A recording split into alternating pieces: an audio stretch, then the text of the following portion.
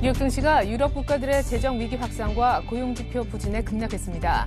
유럽 지역 불안으로 달러화가 치솟자 유가와 금값이 폭락하며 증시를 더 압박했습니다.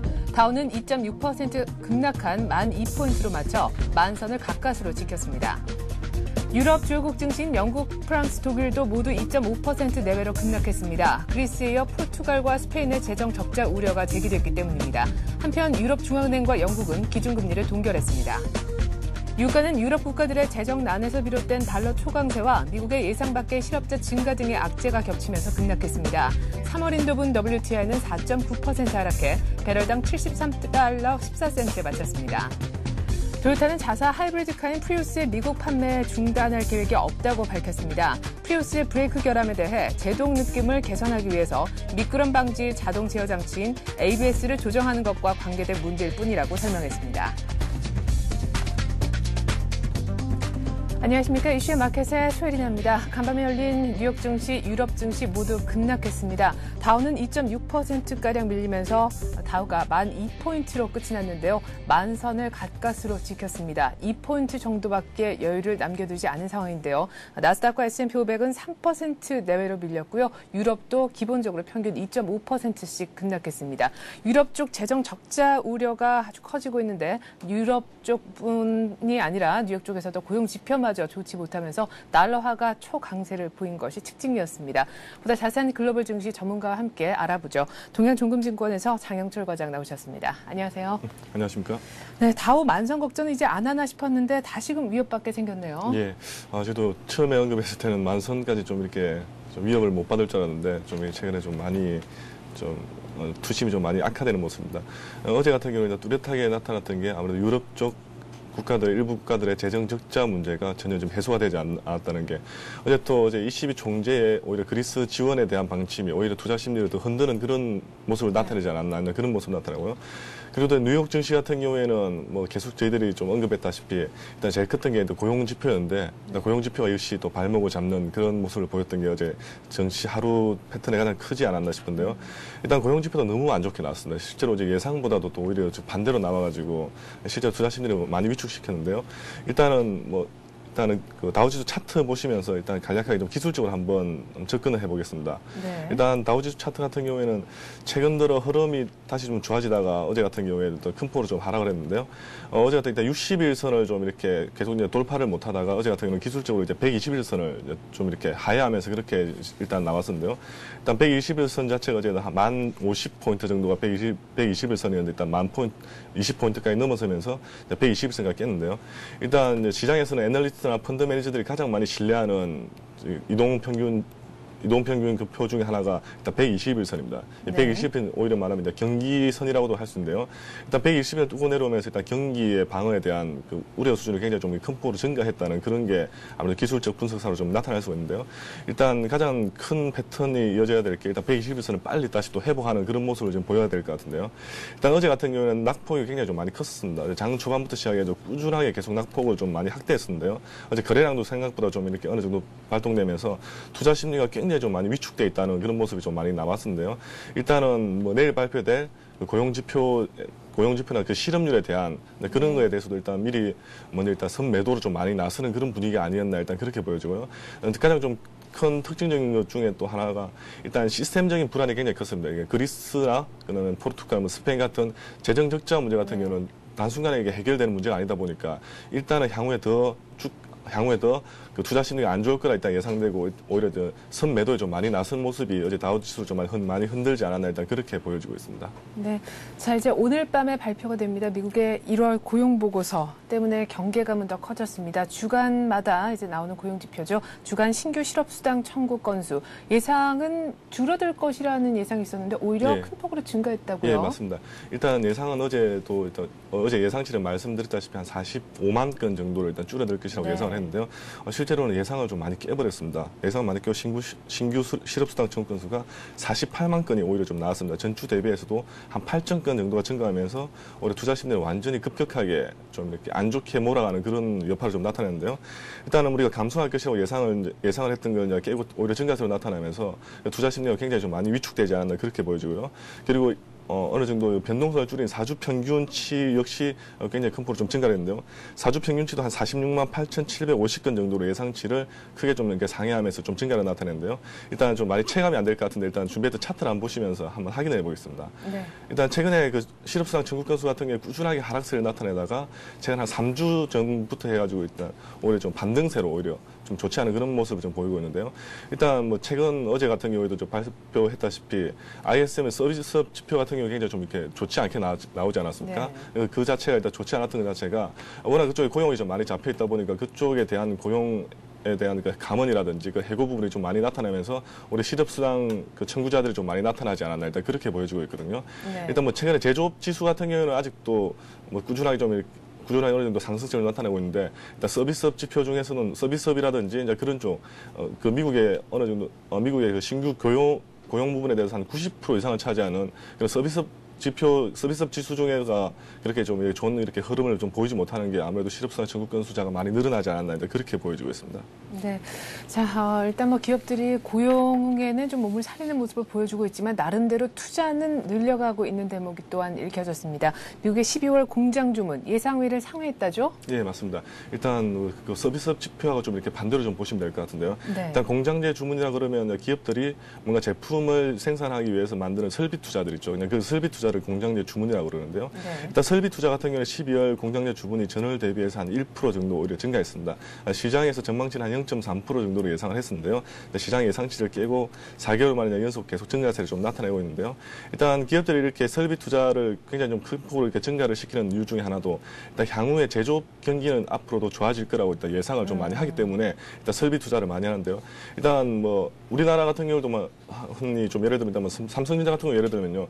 뭐 삼성전자 같은 경우는 자산이 한 80조 정도가 되는데 거기 가는 설비 투자 자체가 거의 한 50조 가까이 됩니다. 굉장히 설비 투자 비중이 굉장히 크기 때문에 일반 기업들이 설비 투자를 늘리는 것 자체가 굉장히 리스크가 굉장히 큰 편입니다. 왜냐하면 설비 투자 늘렸다가 이 향후에 그 설비 투자했던 비용을 이렇게 뽑아내지 못하면은 오히려 부도 사태로까지도 갈 수 있는데 불구하고 그렇죠. 기업들이 이렇게 설비 투자를 많이 늘린다는 것은 향후에 제조업 경기는 좋을 것이라고 많이 예상을 하고 있기 때문에 일단 설비 투자 좀 많이 늘리고 있는 것 같은데요. 일단 제조업 수주에서는 일단 실질적으로 이제 변화가 좀 많이 일어나고 있다는 게 기업들 관계자들이 아마 그렇게 판단을 하고 있는 것 같고요. 그리고 올해도 어느 전문가들도 그랬는데 올해도 아무래도 그 제조업 경기에 대해서는 계속해서 좀 성장세를 좀 이어나가지 않을까라고 일단 많이 판단했던 게 아무래도 공장제 주문이 좀 많이 증가하지 않았나 그렇게 보여지고 있습니다. 일단 공장제 주문도 한번 준비했던 그래프 한번 보시면서 확인을 해보시겠는데요. 공장제 주문도 보시면 지금 이제 꾸준하게 상승세를 나타내고 있는데요. 예, 그러네요. 예, 실제로 지금 그 차트가 지금 두 개가 준비되어 있습니다. 회색 차트가 공장제 주문이고요. 그다음 빨간색 차트가 그 공장제 주문에 따른 기업들의 그 물량에 대한 그 수출 물량인데요. 예. 출하 물량인데 네. 공장제 주문을 꾸준히 늘리면서 출하 물량도 꾸준히 늘어나갔다는 게 뭐냐면 실제로 설비 투자를 한 만큼 굉장히 효율성이 컸다는 걸 지금 나타내주고 있기 때문에 네네. 아무래도 이런 부분에 대해서 제조업 경기는 아직까지 좀 이렇게 탄탄하게 좀 이어지지 않을까 일단 그렇게 보여지고 있습니다. 네. 자, 주간으로 나오는 고용 지표는 좋지 못했지만 사실상 제조업 지표 쪽이라고 할 수 있는 미국의 12월 공장 주문은 예상치를 상회를 했습니다. 그리고 뭐 신규로 실업수당을 청구한 사람들은 많았지만 미국의 4분기 1인당 노동 생산성은 오히려 증가했다면서요? 예, 네, 이 부분도 좀 재밌게 좀 나타났는데요. 네. 일단 4분기 비농업 부문 노동 생산성도 이제 발표됐습니다. 일단 시장의 그 전망치는 한 7% 정도로 일단 전망을 했는데요. 시장에서는 한 6.2% 정도로 다시 또 증가세를 좀 나타내서 그나마 좀 안심을 좀 할 수도 있는 분위기였습니다.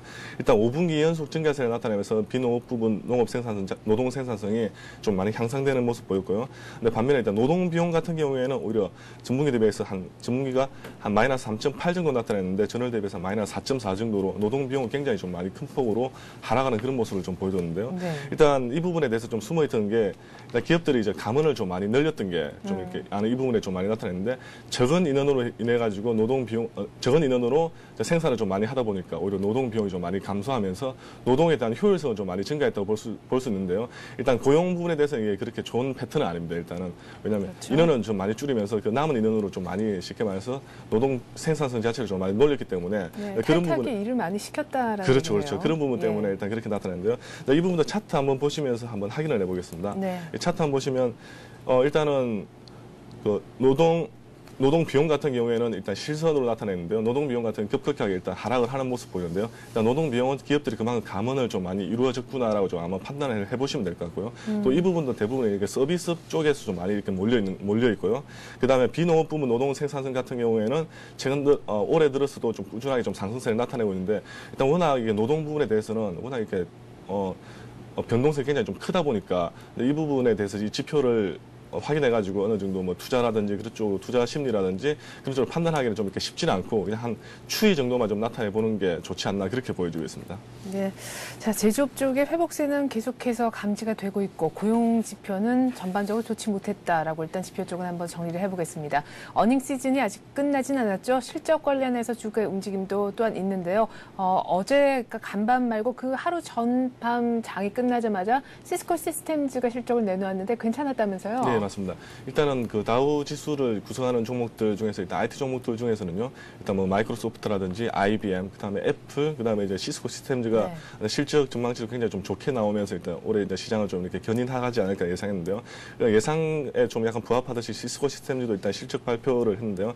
예상치를 좀 상회하면서 주가 한 2.34% 정도 이렇게 급등하는 그런 모습 보입니다. 뭐 어제 같은 경우에는 뭐 말 안 해도 알다시피 다우 지수 차트 자체가 대부분이 다 이렇게 파란불로 아마 나왔을 것 같은데요. 네. 시스코 시스템즈만 이제 유례에 좀 이렇게 실적 전망이 실적 발표도 좋았고, 그다음에 향후 실적 전망도 좋아지면서 주가가 좀 많이 견인해줬는데요.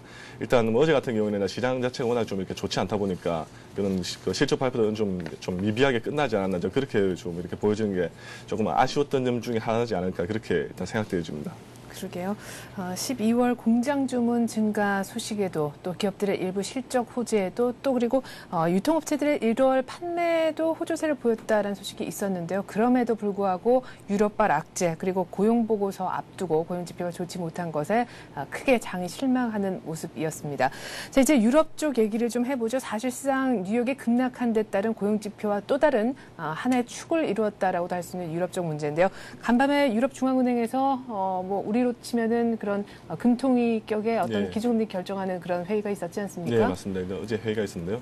일단은 기준금리를 다시 또 동결하는 방안을 나타냈는데요. 근데 시장에 좀 예상을 좀 많이 깼습니다.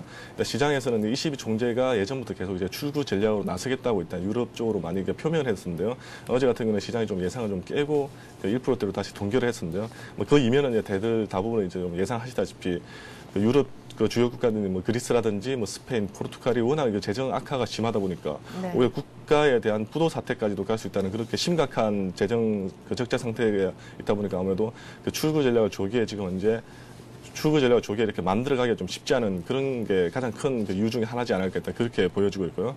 일단은 이런 부분에 대해서 일단 뭐 그리스라는 스페인, 그다음 포르투갈 같은 이런 국가들이 일단 재정 적자가 굉장히 좀 큰 폭으로 좀 증가했음에도 불구하고 이 재정 적자를 완화시킬 수 있는 여력이 지금 현재 국가 내에서 충분하지 못하다는 점이 아무래도 금리를 1%대로 동결시킬 수밖에 없는 그런 원인이 아니었나 일단 그렇게 아마 보여지고 있는데요. 일단은 뭐 일단 ECB 총재 같은 경우는 일단 그리스 부분에 대해서는 어느 정도 좀 제출서를 받아가지고 일단 승인을 해주지 않았습니까? 네네. 그리스에 대해서 승인해줬는데 일단 그게 시장에서는 전혀 이게 실효성이 없다는 식으로 좀 많이 이렇게 판단이 좀 많이 내려진 것 같습니다. 일단은 뭐 GDP가 마이너스 13%였는데도 마이너스 3%대까지로 늘어나는 것 자체도 그게 그냥 뭐 1년 만에 그렇게 만들 수 있는 것 자체가 굉장히 좀 없기 때문에 그리고 재정 적자가 워낙 크다는 게 쉽게 말해서 각국의 그 중앙은행들이 그렇게 많이 돈을 쏟아 부었음에도 불구하고 그 국가에 대한 그 기업들이 뭐 제조업이라든지 서비스업이라든지 그런 경기가 살아나지 않은데도 불구하고 이렇게 GDP 자체를 이렇게 높이는 것 자체가 쉽지 않고요. 일단은 특히 그리스 부분 같은 경우에는 외국인 투자자들도 많이 좀 이제 빠져나오고 있는 상태이기 때문에 국내 생산 자체도 그렇게 큰 폭으로 이렇게 향상되는 것 자체가 좀 쉽지 않은 모습이 아무래도 투자 심리를 굉장히 좀 급격하게 악화시키면서 향후에 재정 적자를 오히려 완화시키기가 쉽지 않다는 게 아마 투자 심리를 많이 좀 자극했던 것 같습니다. 그런 부분에서 아마 ECB가 나서가지고 오히려 할 수 있는 가장 큰 방안책 중에 하나가 이제 통화 정책인데요. 통화 정책으로 아마 금리를 동결시키면서 아마 이런 부분을 좀 반증하지 않았나 이제 그렇게 보여지고 있습니다. 네, ECB도 상서로 최저금리 1% 때문에 9개월째 유지를 하게 됐고요. 영국도 역시나 기준금리를 0.5% 함께 동결을 하는 모습이었습니다. 지금 같은 분위기에서 기준금리를 인상하는 건 정말 무리겠죠. 역시나 말씀하신 것처럼 그리스, 스페인, 포르투갈에 대한 재정 적자 우려감이 있는데 때문에 유로화가 상당히 약세를 보였고 달러화가 초강세를 보였잖아요. 뉴욕 쪽에 어떤 영향을 줬습니까? 일단 뭐 일단 유로화가 일단 굉장히 좀 이렇게 약세를 좀 많이 나타냈었는데요. 네. 반대로 이제 유로와 이제 달러 대비해가지고 달러가 좀 많이 강세를 좀 나타냈습니다. 아직은 그래도 믿을 건 오히려 좀 달러다라고 네. 이렇게 많이 좀 판단을 하고 있는 것 같은데요. 일단은 뭐 달러가 강세를 좀 나타내면서 이제 원자재 가격들이 큰 폭으로 좀 하락을 하는 그런 모습 보였습니다. 뭐 일단 알코아라든지 뭐 세브론이라는 엑슨모빌 같은 주식들이 일단 하락세를 나타내면서 그런 모습을 좀 많이 보였고요. 그리고 어제 같은 경우 일단 또 특징적으로 일단 재정 적자 문제가 여전히 이제 그리스 같은 경우 지속되어 있는 상태에서 일단 그리스가 노조가 또 총파업을 했다는 일단 뉴스가 좀 많이 접했는데요. 일단은 그리스 입장에서 일단은 노동 시장을 굉장히 좀 많이 축소시키면서 기업들이 감을 좀 많이 났을 것이라고 예상하다 보니까 아무래도 그리스 지금 노조에서 아마 총파업을 나서면서 네. 자기들이 이제 일자리에 많이 사수하는 그런 모습을 보이는데요. 이런 부분이 많이 이렇게 맞물려가면서 아무래도 그 재정 적자 부분을 해소하기가 더 어렵지 않나 이렇게 지금 이제 생각되어지고 있습니다. 네. 자, 뿐만 아니라 이제 달러가 초강세를 보였기 때문에 상품주 쪽 분명 움직임이 안 좋았을 것 같은데 유가가 급락했다면서요? 예, 맞습니다. 일단 뭐 제일 컸던 문제 중에 하나가 계속 이렇게 나오는 말인데요. 일단 유럽 국가들의 재정 악화 때문에 올해 글로벌 경기가 회복이 굉장히 더딜 것이라고 일단 판단되어지면서 올해 유가나 상품주들이 좀 많이 하락을 했는데요. 어제 같은 경우 유가가 좀 굉장히 큰 폭으로 하락을 했습니다. 한 4.9% 정도 하락하면서 한 73.14달러로 70달러대 초반까지 이제 많이 밀려 내려왔고요. 그 달러가 강세를 나타내면서 이제 반대급부로 항상 나타나는 게 금값도 나타나는데요. 금값도 한 4.4% 정도로 요 근래 들어서 가장 큰 폭으로 하락을 했습니다. 온스당 1,063달러 정도로 마감했고요. 반대로 달러가 강세를 나타내면서 달러 인덱스가 그냥 80에 정도에 좀 거의 근접했던 79.94 정도로 일단 마감했던 게 어제 그 상품 시장의 가장 큰 특징이 아니었나 그렇게 보여지고 있습니다. 네. 자, 악재 지난주였던 유럽의 경우에도 지금 영국, 프랑스, 독일 모두 2.5% 내외로까지 밀리는 모습이었습니다. 영국도 기준금리를 동결했지만 또 추가적인 자산 매입 프로그램도 예정대로 종료를 한다라는 것이 악재였는데요. 자, 이제 드디어 오늘 밤 뉴욕 주식시장에서 기다리던 진짜 고용 보고서가 발표가 되지 않습니까? 네, 맞습니다. 일단 고용 보고서는 발표되는데요. 일단 비농업 부분 고용하고 실업률이 굉장히 좀 이렇게 핵심적인 것 중에 하나인데요. 일단 비농업 부분 고용은 일단 이전치에 비해서는 전망치는 굉장히 큰 폭으로 이렇게 개선세를 좀 나타낼 것이라고 일단 그렇게 예상되고 있고요. 네. 반대로 실업률은 한 10%대를 예상을 하고 있습니다. 일단 전망치는 한 10.1% 정도로 다시 약간 소폭 이렇게 오히려 하락하지 않을까 일단 그렇게 시장에 전망하고 있는데요. 일단 뭐 10.1%는 시장에서 누누하게 이렇게 계속 이렇게 언급됐던 부분이기 때문에 오히려 이게 9% 쪽으로 빠져든다든지 아니면 10%로 다시 아마 이렇게 회복되면은 올해 시장에서는 어느 정도 다시 또 모멘텀을 주지 않을까 일단 그렇게 보여지고 있고요. 그다음에 12월 소비자 신용도 이전치에 비해서 전망치가 이렇게 큰 폭으로 좀 이렇게 증가를 나타내면서 오히려 소비자 신용 쪽에 어느 정도 모멘텀이 좀 많이 형성되어 있는 것 같습니다. 그리고 또 내일 실적 발표 나는 게 타이슨 푸즈와 그 에트나인데요. 일단 실적 전망치는 좀 많이 엇갈립니다. 타이슨 푸즈 같은 경우에는 이제 이전치에 비해서 전망치가 좀 소폭 하락할 것으로 예상되고요. 그리고 에트나 같은 경우에는 그 이전치에 비해서 이제 전망치가 좀 소폭 증가할 것이라고 이렇게 이제 지금 예상되고 있습니다. 네. 자, 일단 뭐 비농업 부문 고용 실업률 예상치를 저희가 한번 봤는데요. 지금 뭐 혹시나 이 고용 지표 쪽이 굉장히 좋게 나와도 지표 좋아지면 또 요새 달러화가 강세를 보이잖아요. 예, 맞습니다. 유로존의 어떤 재정 적자 문제 때문에 달러화가 초강세를 보여서 또 그 상품주 관련해서 모멘텀을 잃어버려서 이제 다우 쪽이 또 빠지고 예. 이래저래 달러화가 강세를 보이는 것이 다우 만선 지키기에 어떤 위협적인 요인이 되지는 않겠습니까? 충분히 위협적인 요인으로 지금 현재 인식이 좀 많이 될 수는 있는데요. 일단은 뭐 최근 들어서 이제 상품 그 유가가 아니죠. 그 달러가 이렇게 강세를 나타내면 일단 상품주들이 좀 많이 전반적으로 하락을 하는 그런 모습 보이는데요. 일단 그게 다른 뭐 제조업이라든지 다른 뭐 수출주라든지 뭐 수입주 이런 그 유통주 관련돼서는 일단 다른 또 모멘텀이 좀 나타날 수도 있을 것 같은데요.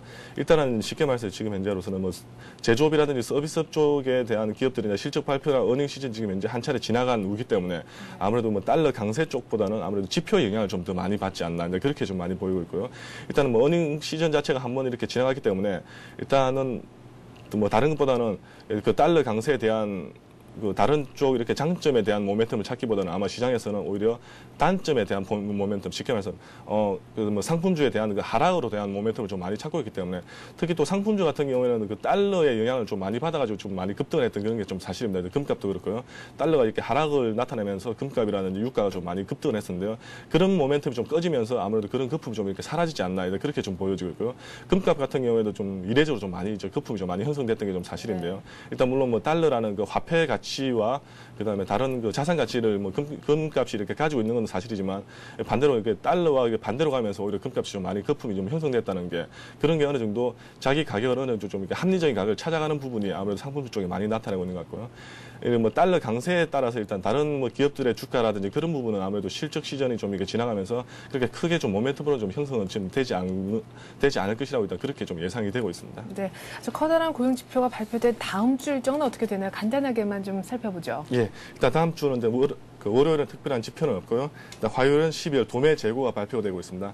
그리고 수요일은 12월 이제 무역 수지가 이제 발표되고요. 그다음에 주간 원유 재고 보고가 발표되고, 그다음에 1월 재정 수지가 이제 발표되고 있습니다. 그리고 2월 1일은 이제 소매 판매와 실업수당 청구 건수 그리고 기업 재고 그리고 10일 금요일은 2월 미시간대 소비자 신뢰 지수가 발표되고 있는데요. 일단 뭐 다음 주 같은 경우는 알다시피 기업들 재고라든지 소매 판매 이렇게 소매 리테일 쪽에서 일단 어느 정도 지표가 좀 많이 좀 나타날 것 같고요. 그다음에 다른 쪽보다도 무역 수지 부분 한번 좀 이렇게 체크하시면서 좀 가셔야 될 것 같고, 최근에 그 유럽 국가들의 그 재정 악화 때문에 아무래도 좀 미국도 일단 1월 재정 수지도 한번 관심 있게 좀 많이 체크를 해보셔야 될 것 같은데, 일단 시장에서는 미국의 재정 수지는 급격하게 계속 이제 감소를 나타내면서 네. 좀 많이 회복을 하고 있는 모습을 좀 그 방향을 좀 많이 잡아가고 있습니다. 네, 동행종금증권 장영철 과장이었습니다. 고맙습니다. 네, 감사합니다.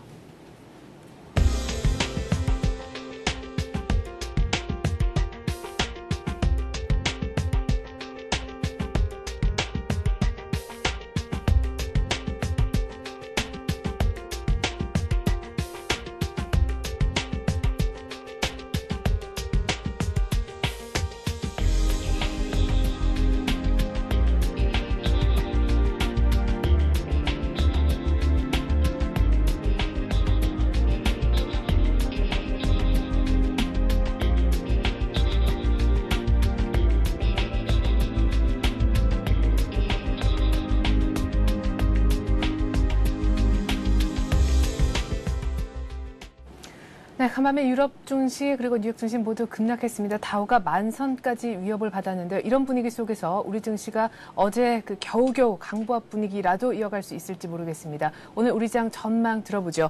신한금융투자 압구정 FC지점의 박재민 대리 만나보겠습니다. 안녕하세요. 예, 안녕하세요. 네, 어제 뭐 거의 안 밀렸다라는 느낌이 강한데 1610선 정도 지지하면서 끝났잖아요. 뉴욕 분위기가 상당히 안 좋습니다. 오늘 우리 증시 변수 어떤 것들이 있을까요?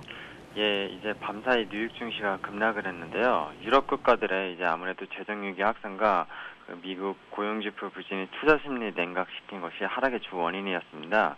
계속 문제가 되었던 그리스에 이어서 스페인, 포르투갈 재정 적자 문제가 제기되었는데요. 또한 개장 전 주간 실업수당 보고서도 악재의 한 원인이 되었는데, 지금 같은 투자 심리 냉각 중인 장에서 미국의 경기 지표가 중요하다고 말씀드렸었죠. 반면 공장 주문 건수는 전월 대비 1% 증가했지만 그 시장의 냉각 분위기를 녹이기에는 어려웠습니다. 그래서 금일 코스피 유럽발 미국발 영향으로 재차 1600선을 하회하면서 시작할 가능성이 높아졌고요. 밤사이 미증시가 120일 이평선도 하회했기 때문에 금일 코스피 지난번 두바이 사태 때도 지켜냈던 150일 이평선도 무너질 가능성이 커졌습니다.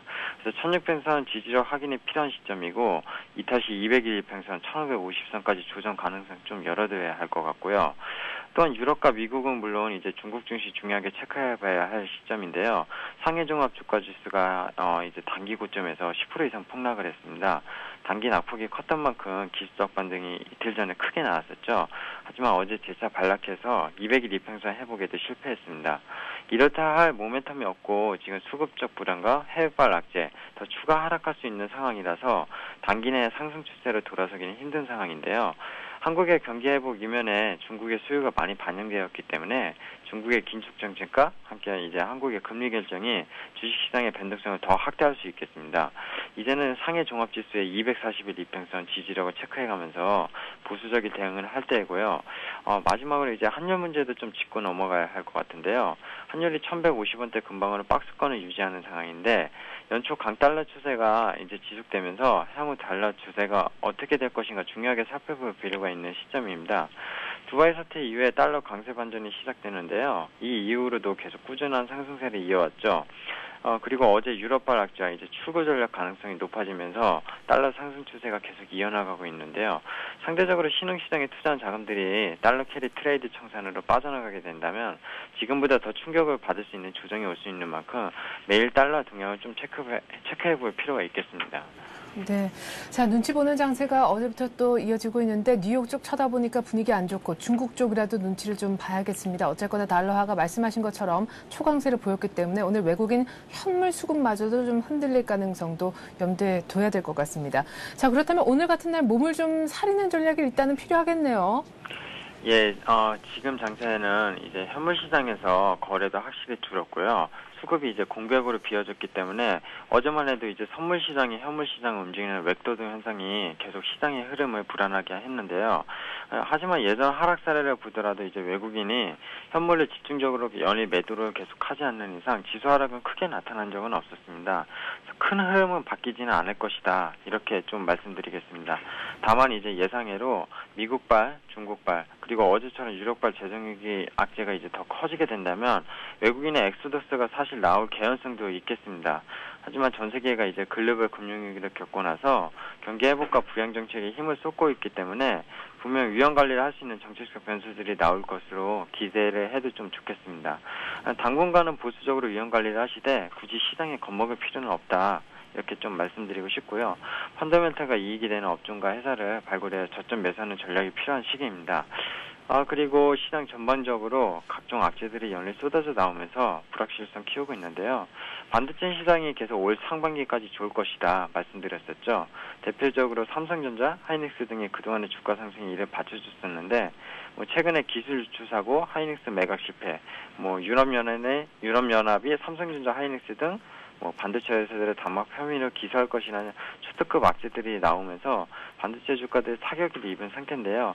반드시 주가는 이제 펀더멘탈을 반영한다는 것입니다. 그래서 추가 하락할 위험이 크지만 지금 시점에서는 향후 하락폭보다 반등폭이 클 가능성이 높아졌기 때문에 그리고 반도체에 업황한 중국 춘절 이후에 디램 가격이 확인되면서 다시 심리보다는 펀더멘탈에 부각되는 시점이 올 것이라고 봅니다.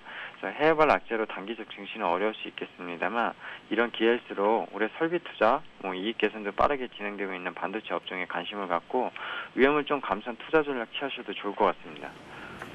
네.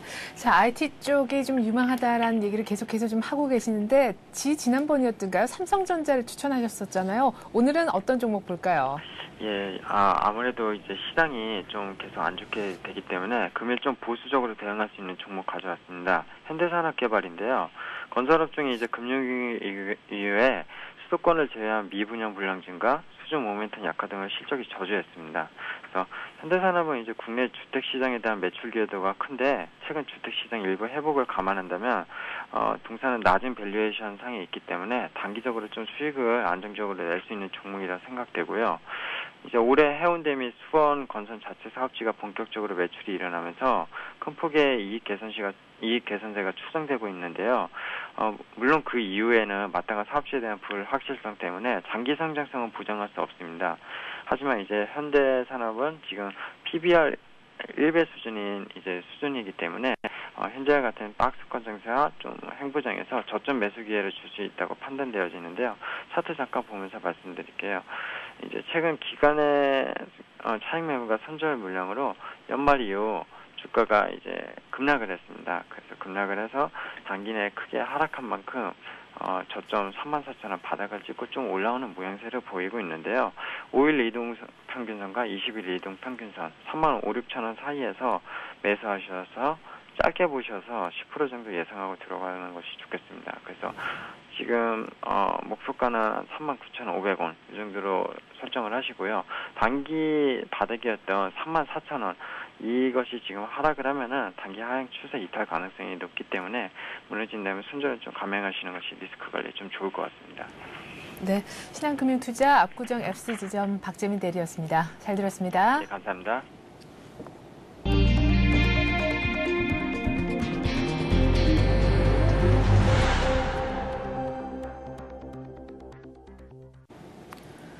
재개발 지역의 용적률이 법적 상한선인 최대 300%까지 허용되고 늘어난 용적률만큼은 소형 임대주택이 건설됩니다. 현재 서울 지역 재개발 구역 내 3종 일반 주거지의 경우 용적률이 최대 250%까지 허용되고 있는데요. 이에 따라 재개발 사업의 수익성은 한층 높아질 전망입니다.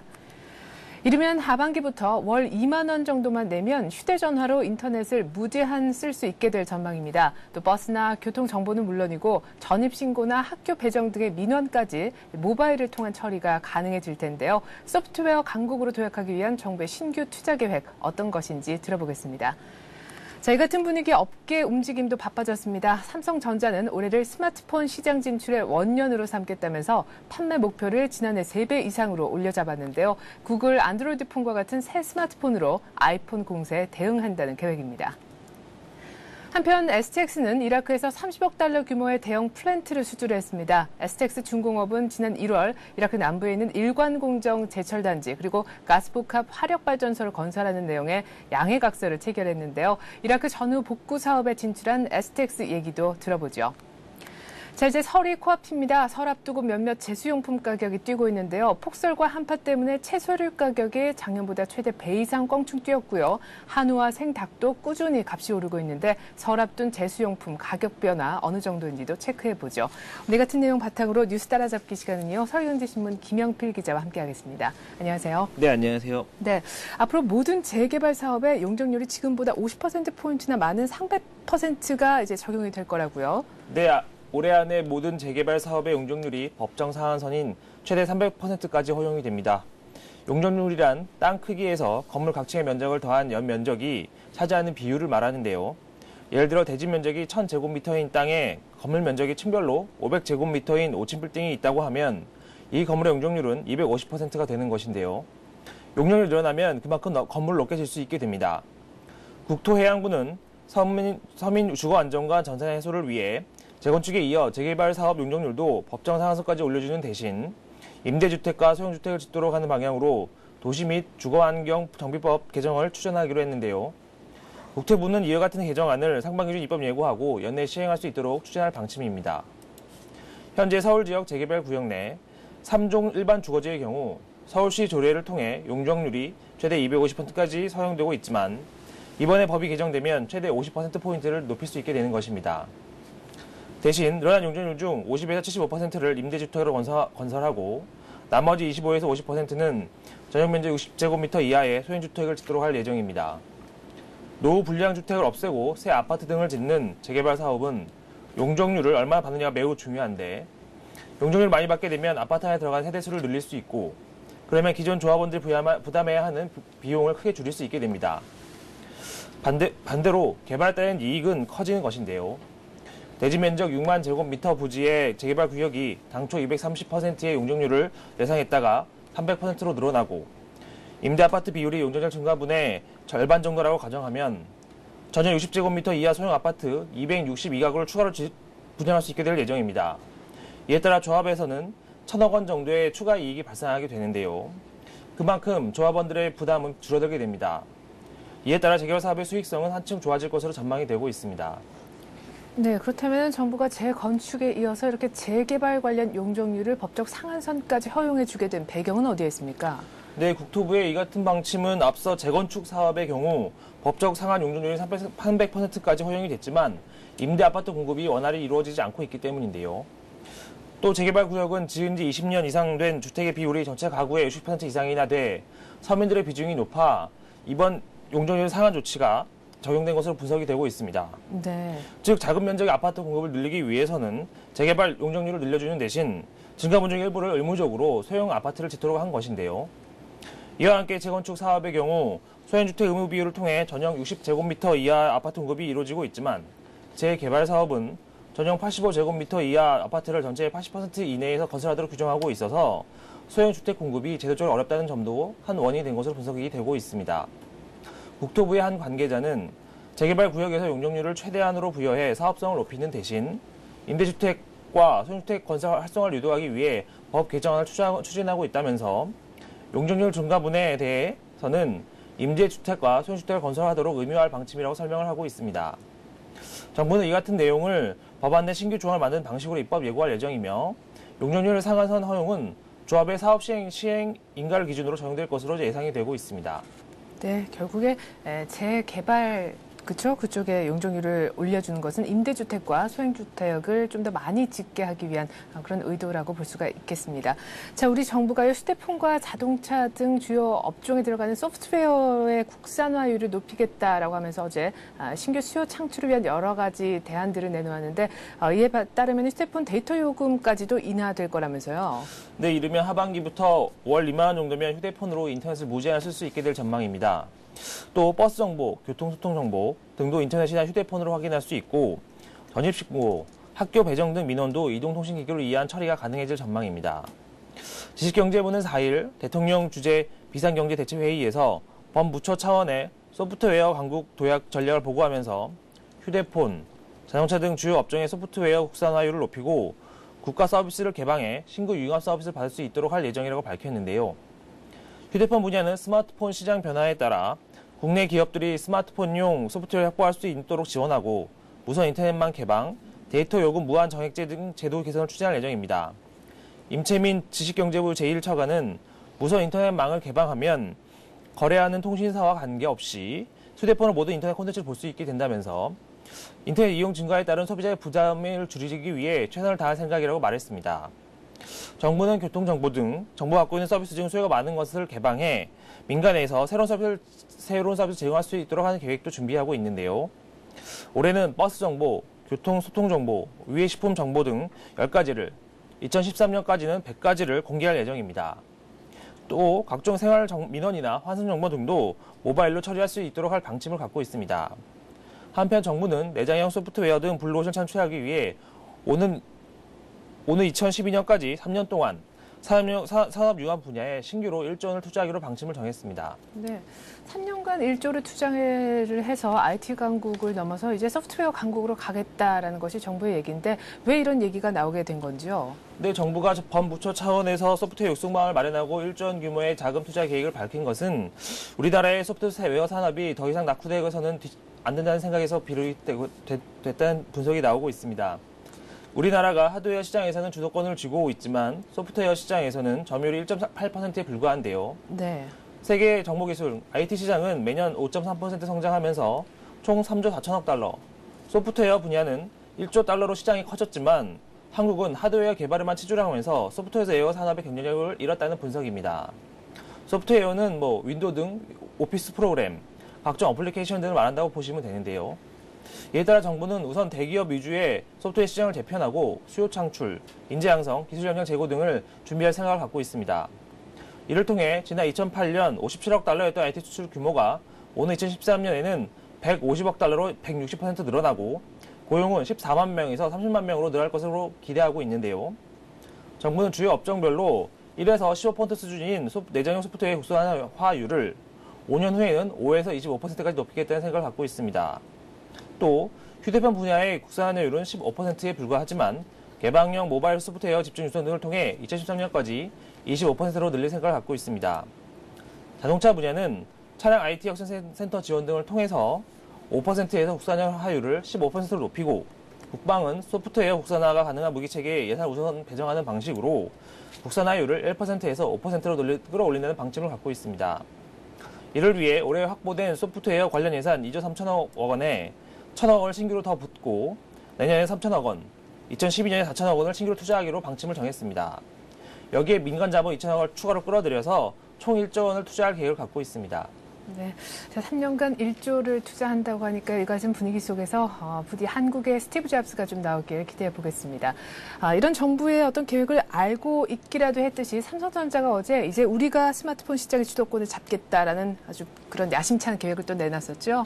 네, 삼성전자가 스마트폰 시장의 주도권을 잡겠다는 의지를 피력했습니다. 삼성전자는 올해 스마트폰 판매 목표를 1,800만 대로 지난해 600만 대보다 3배 이상 늘려 잡았는데요.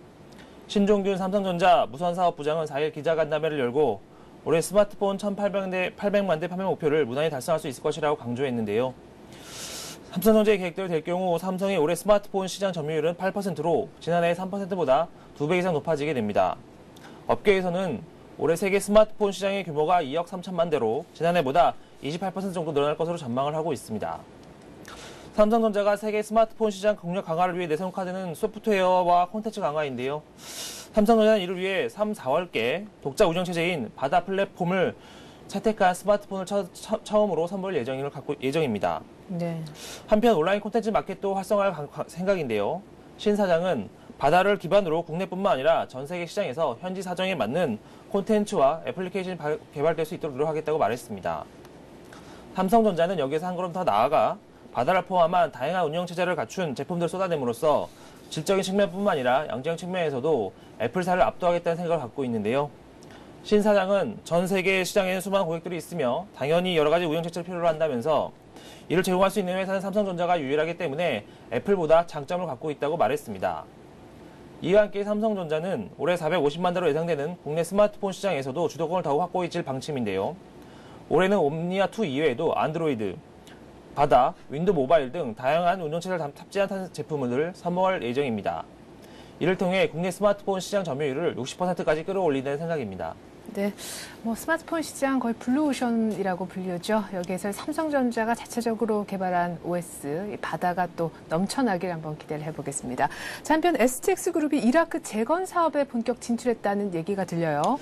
네, STX그룹이 이라크에서 30억 달러 규모의 플랜트 사업 수주에 성공하면서 전후 재건 사업에 본격적으로 뛰어들게 됐습니다.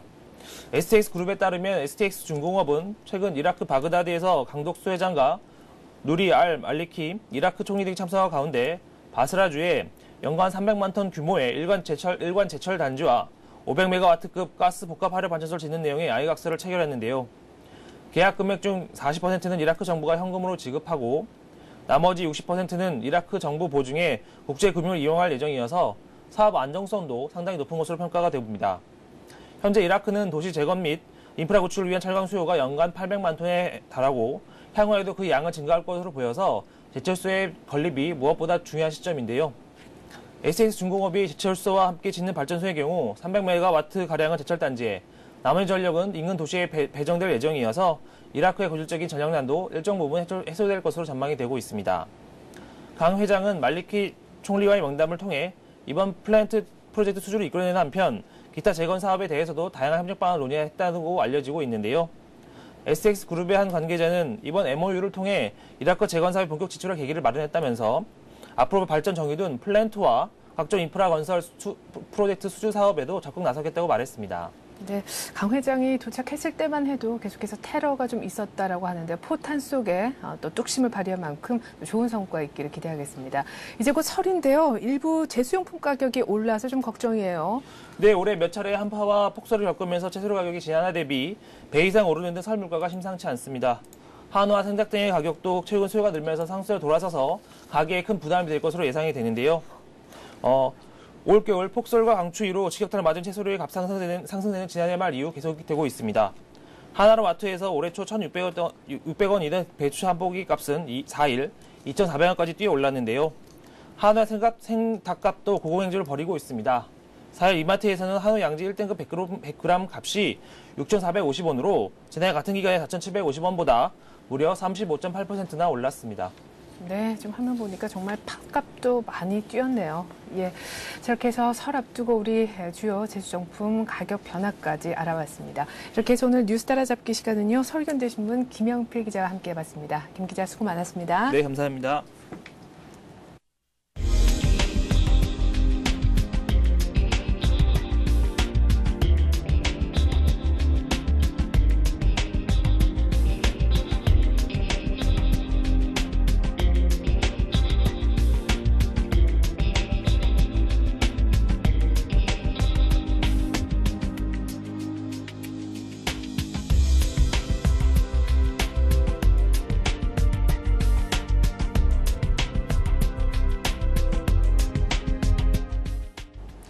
고용보고서 발표를 하루 앞둔 뉴욕 증시의 실업수당 청구 건수가 예상보다 오히려 증가하면서 고용 우려 그리고 유럽의 재정 적자 우려에 급락하고 말았습니다. 다우는 12,000포인트로 끝나서 만선 턱걸이했습니다. 고맙습니다.